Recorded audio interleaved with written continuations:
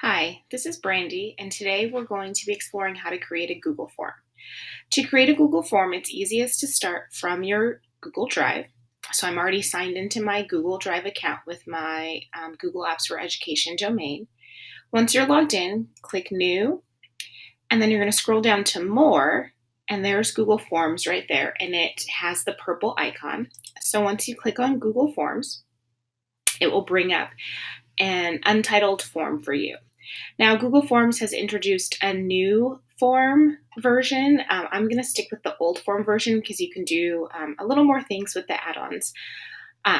The first section you'll notice here is the form settings. So if you're in your Google Apps for Education domain, you can require that people have to be logged in to your domain to participate in the form. I'm going to uncheck that, and it's going to say that I'm not going to require people from my school district to sign in. This way I can use this form for anybody. It can automatically collect the respondent's username. Again, this is if you're signed into your Google Apps for Education domain. Show the progress bar, so that will show you that you're 50% done or 33% done, depending on your number of pages. And then allowing one response per person, but that again requires your school district login, and you can shuffle the question order. Nice and bold here is where it says untitled form, so you want to make sure you give the form a title. So title of demo form. And then you'll notice as soon as you type that title in here, it automatically names the form for you up here, which is great.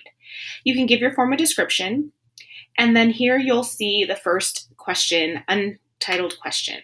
So you can click on it, and you can give it a question. Who was the first president?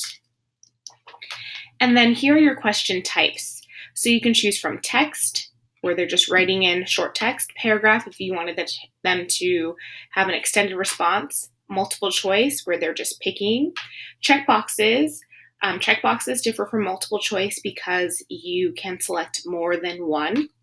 Choose from a list. This would give your respondents a drop down. A scale, so you can do a scale from 1 to 5 or 1 to any number. A grid, if you wanted them to select from different rows, and then the date or the time. So those are all of your question options. I'm going to stick with text because I want my respondents to actually type in their answer, and it'll show up in a box like this. And I'm going to check required question because I want to make sure that my students, they have to answer this question. And then I click done. And then I could keep adding in more questions.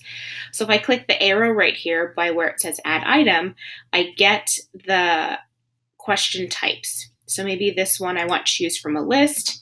And my question is, what is 5 plus 5? And option 1 is going to be 10. And then my next option is going to be 0.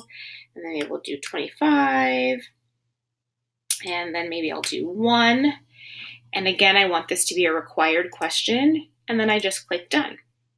So you can continue doing this for all of the questions that you have.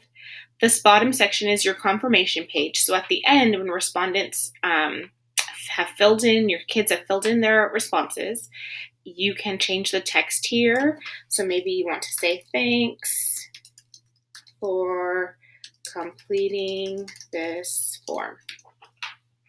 And then you have some options here. You can show a link to submit another response. You can just publish and show a link to the results. You can allow them to edit. I'm actually just going to take all of these off.